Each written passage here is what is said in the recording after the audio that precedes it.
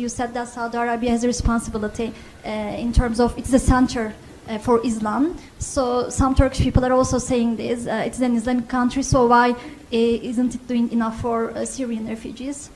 So I'd like to ask about this issue. I'd like you to elaborate on Saudi Arabia's refugee policy.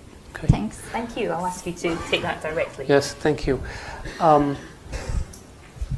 I think we could have done a better job explaining what we've done with Syrian refugees. Saudi Arabia has issued more than 2.5 million visas to Syrian refugees since the crisis began. We put out a statement. Nobody noticed it. 2.5 million came to Saudi Arabia. I think 600,000 or 700,000 still remain in Saudi Arabia. Not one of them lives in a refugee camp. And not one of them lives in a tent.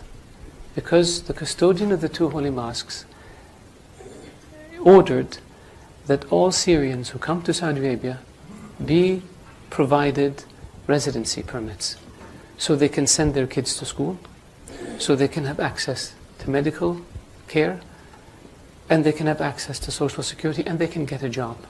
We don't have one Syrian. Of all the Syrians who came to Saudi Arabia, 2.4 million, not one of them lives in a tent. And the same thing we did with Yemenis. Since the war in Yemen began, almost 1 million Yemenis came to Saudi Arabia as refugees. And the same policy was applied to Yemenis. Not one of them lives in a refugee camp, and not one of them lives in a tent. And we don't brag about it, and we don't put TV cameras in front of them, because that, to us, is what our culture is all about. These people came because their homes were devastated.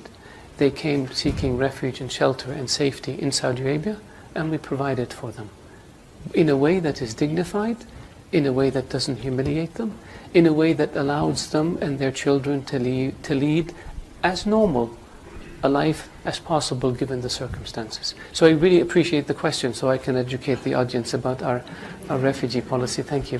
Thank you very much.